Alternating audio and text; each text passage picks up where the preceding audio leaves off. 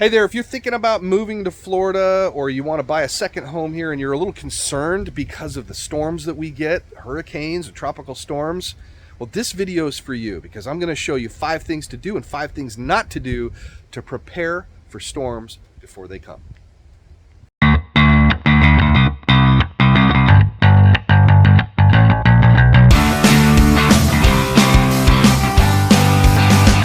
Hey, welcome to the channel. Welcome back to the channel. My name is Zachary Coletti, and I'm a local real estate broker here in Sebastian, Florida. I service Vero Beach and the Space Coast and the Treasure Coast of Florida.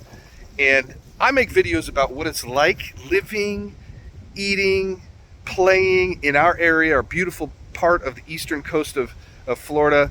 And I love it. I get a lot of questions from people. I get a lot of phone calls from people asking me what it's like, what they should know about it, and that's why I made this channel. So I certainly hope you like it too. Today we're going to be talking about 5 things you should do and 5 things you shouldn't do when preparing for a storm. I thought this was appropriate because we've got a storm coming right now.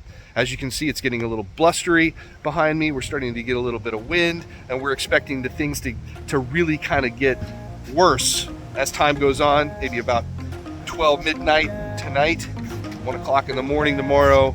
So we're just getting prepared. So let's get to it.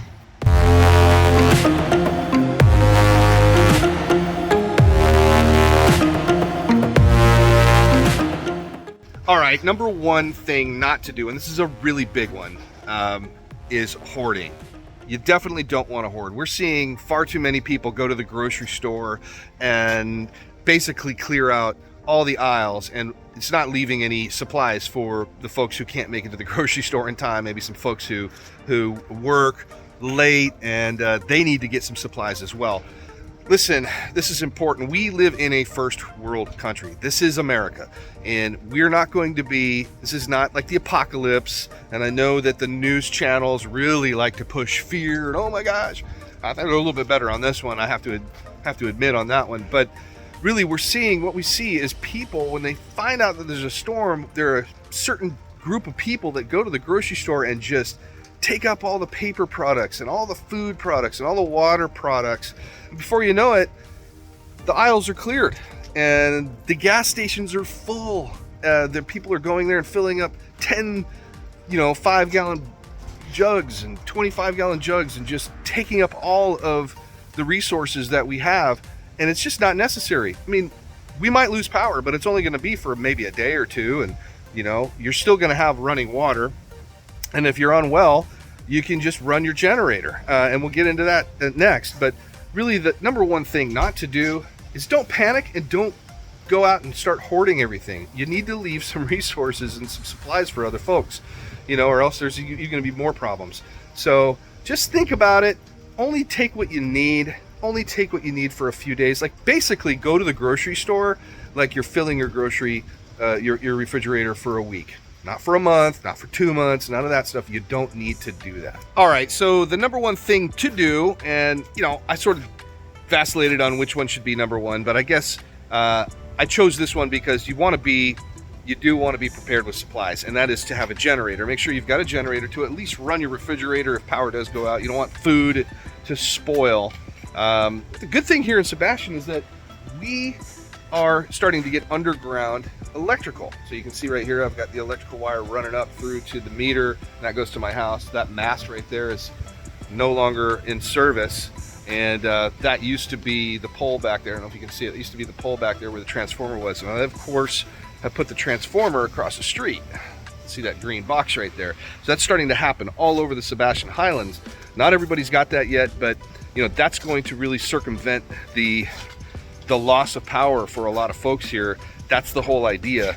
So it's pretty cool. It's a neat little feature. So I just wanted you to be aware about it. But yeah, number 1, you want to have a generator, have it ready, have fuel in it, have some extra cans. Remember, don't hoard, but have some extra cans of fuel so you can be prepared if the power does go out. You don't want your food to spoil, and you might want to have a lamp or 2 on. It's not going to run your AC unless you've got a gigantic generator.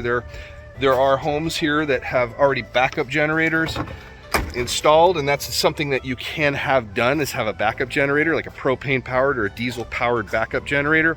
Really nice feature to have. They're a little bit pricey, but well worth it, especially when you have a long power outage. But again, because they're changing the electrical service to go underground, we're going to see less and less of those long power outages.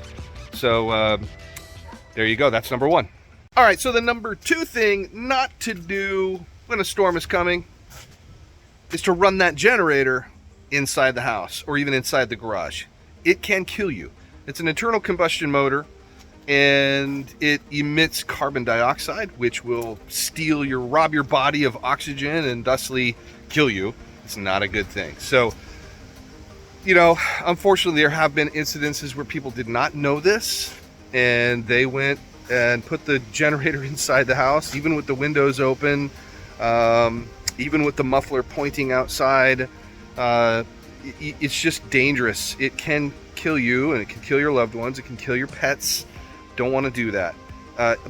Plus, you have gas inside of that, and gas can explode. And we don't want that to happen, obviously. So the best thing to do is leave your generator at least 10 feet away from your home, away from any openings. Make sure you've got long enough extension cords to run inside your home. You can put those extension cords through a window or through a sliding door, preferably, and then just power your appliances that way. But stay safe, guys. Don't put the generator inside your home. I know it seems like common sense, but a lot of times, it's not. And, sometimes you just need to hear this. So I hope that if you did not know this, you hear this, take heed. Do not put your generator in your house. All right, so the number two thing to do when a storm is coming is to remove all of the little items around your home that can become projectiles and, of course, damage your property or damage other people's personal property.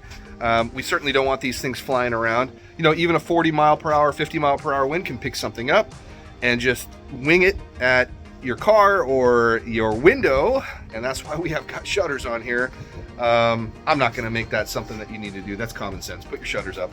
But anyway, things like that little watering can. And now I don't think that plant's going anywhere. It's pretty heavy, but we've got some little potted plants that you're going to want to put inside the garage. Definitely your plastic trash cans. We've got some pretty heavy chairs there that I don't know if we're going to be moving in this storm. And then, of course, you got that wreath behind me that is going to want to go inside. I'm glad I saw that because I would have forgotten about that. That thing's back on the back porch that could just, get lifted up and twirl around and hurt somebody. We don't want that to happen. So stay safe. Make sure that you remove all the little items laying around and put them away, because we don't want them to become projectiles and hurt somebody or something. All right, so the number three thing that you should not do when preparing for a storm is be lazy. Don't take the liberty of just, sort of brushing it off. Oh, it's just a storm. It's just going to be a little bit of wind. Nothing's going to hurt. That kind of attitude is definitely going to come back and bite you in the butt. It does for me when I do that, if I'm ever lazy. And I don't do something that I know I should be doing. Take a little bit of time, and I know wasn't going to talk about this, but take a little time. Put your shutters up if you've got them. Do the things that I'm telling you to do. Put away the stuff. Don't just let it sit out there and hope that, and don't gamble. Remove the risk. I'm not sure if this is true, but I did hear from somebody recently that if you have shutters and you don't put them up and you have property damage, they're going to most likely not honor your claim. Now, I'm not sure if that's true. I'll have to double check that. But if that's the case, that's huge. That's a perfect reason not to be lazy. Get your shutters up and be prepared for the storms. Don't be lazy. Get up and do something. What I think is kind of cool, or maybe even funny, is that, when we do have a storm coming, it's pretty amazing to see how many people aren't being lazy. They're actually out there really working really hard, getting things done quickly. And so I sort of joke, man, if we had storms, if we think like a storm is coming all the time, imagine the amount of work that we would get done around here. It's pretty crazy. I mean, I'm talking about myself. Like, I get so much done when a storm is coming. It's crazy. I just put a latch on my fence that probably have been waiting for about a year to do.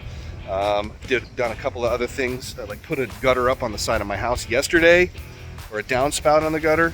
Man, I'm just knocking them out. So I'm just going to start adopting the idea that there's a storm coming. All right, so the number 3 thing that you should do in preparing for a storm is make sure that you cut back your trees from the edge of your roof or from your gutters. As you can see, I've just done a little bit of that right here.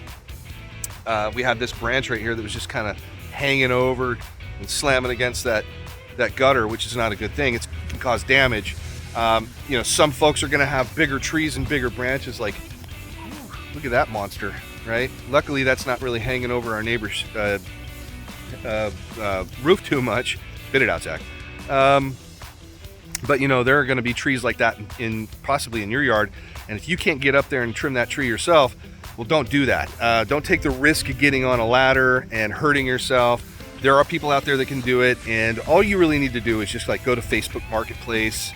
We've got some local neighborhood pages like Vero Beach neighborhood or Sebastian, Florida page on Facebook, and you can just ask the community, who do you know that could come and cut my trees or trim my trees off of my roof? And you'd be surprised, you get a lot of answers. We also know a lot of folks, or actually a few folks that we work with, and just give us a call. We can certainly share the names with you. So that's really important. Make sure you cut back your trees, keep them away from your house so you can avoid damage to your gutters or to your roof. All right, so the number 4 thing that you should not do, absolutely do not do when a storm is coming, and we're talking about generators again, is backfeed the generator through the electrical panel. I know if you don't know anything about it, don't go looking it up, don't go trying to figure it out, because you just shouldn't do it. It's very dangerous, and it can cause a fire, it can cause death. Basically, that's taking the generator, running it right through. I think you plug it into an outlet, and then I really don't even know how to do it either, but you plug it into an outlet, and then you're running the power through your electrical system and to your appliances through the actual housing wire. Don't do that. It can cause problems, especially if like the power from the electrical company comes back in through.